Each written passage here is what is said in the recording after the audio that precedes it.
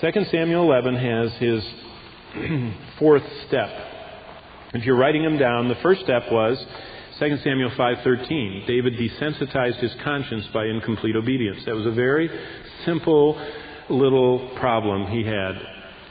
He just didn't fully obey the Lord. And that led to him relaxing his grip on personal purity. Then he fixated his heart. He beholded this woman. But look at verse 3. So David sent and inquired about the woman.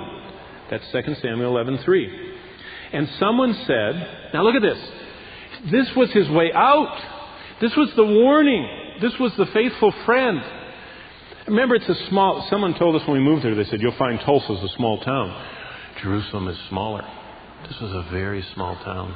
Everybody's houses were built next to each other. Everybody knew everybody. There's only one water source in town. You all had to go to the same place to get your water. I mean, there's only so many gates. I mean, these people all knew each other. And look what verse 3 says. This was David's the open door that God always promised. Let no one say when he's tempted, I'm tempted of God, for God can't be tempted, but will with each temptation what? As it says in 1 Corinthians 10:13, make a way of escape. Here's David's way of escape. Look at verse 3. David sent and inquired about the woman. You know, he stared at her so long, probably she looked up at him. Who knows what happened? But he got a servant or someone, a court official, who knows who it was. And someone said, is this not Bathsheba, the daughter of Eliam, the wife?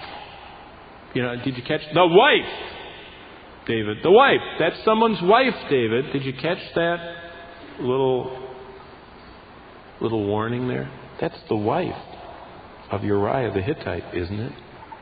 You're sending for her, David? You're padding around. You just got out of bed. You're wearing your pajamas. And you're sending for her tonight? That's Uriah's wife.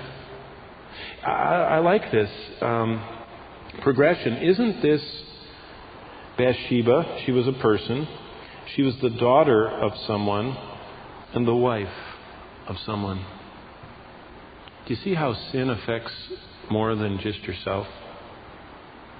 I think about that in our culture. Did you know that our culture is marketing immorality?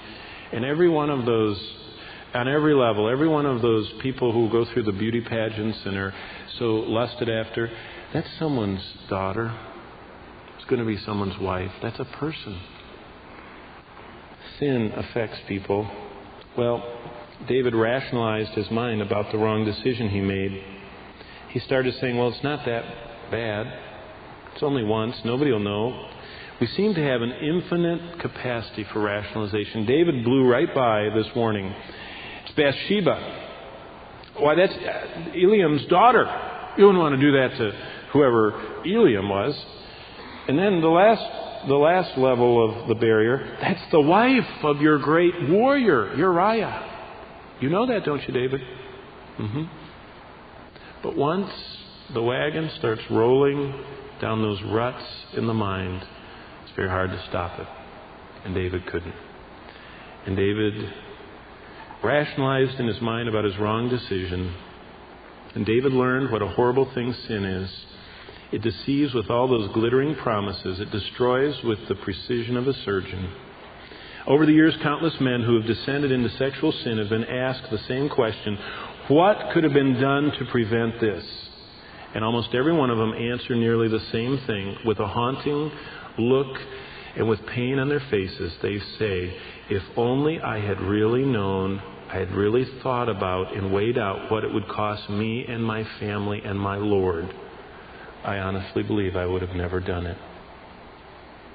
In 1 minute we have before we go, I want to share something. Did you know, this is my favorite little Bible. It goes with me everywhere. It's been all over the world.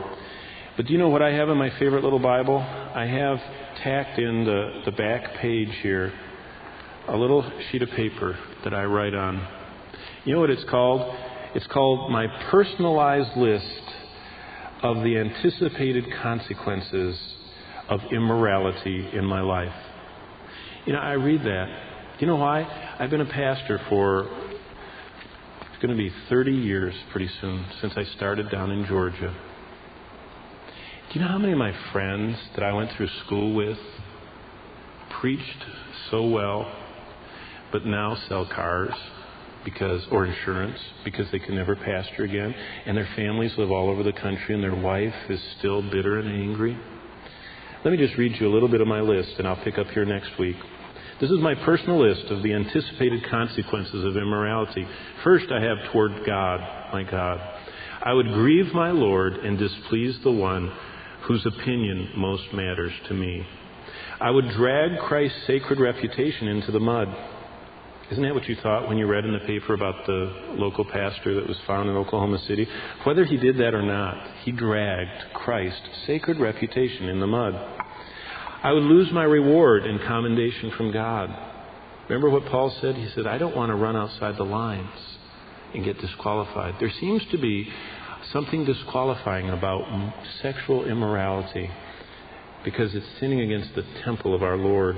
Even though it's forgivable, there seems to be something disqualifying about it.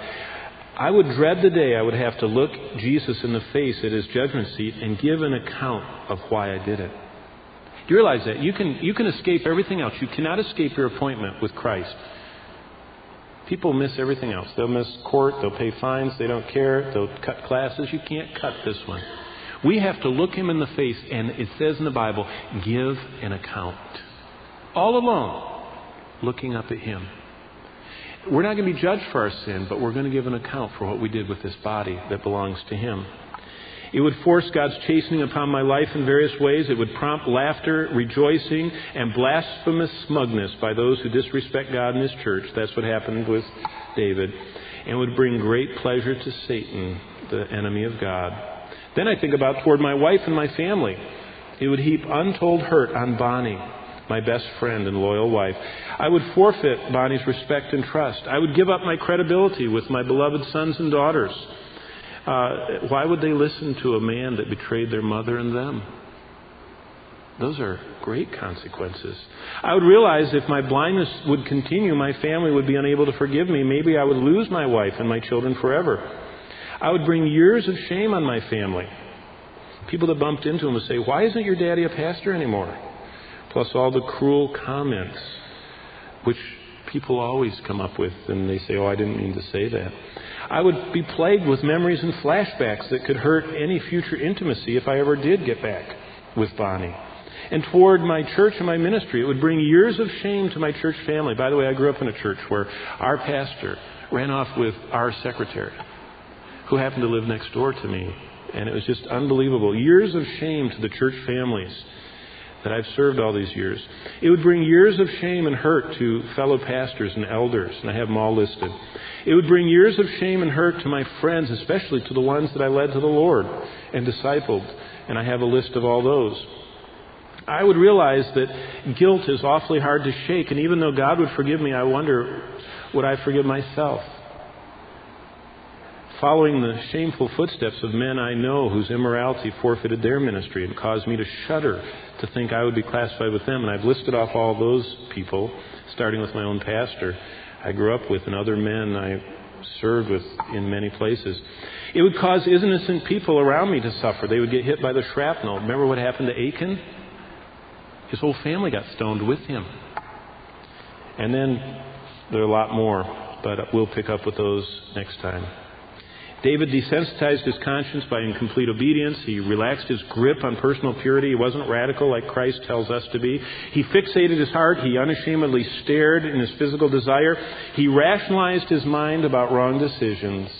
And when we pick up next time, he plunged his life into lust and wasn't pulled out of it till Nathan poked his finger in his face and said, "You are the man."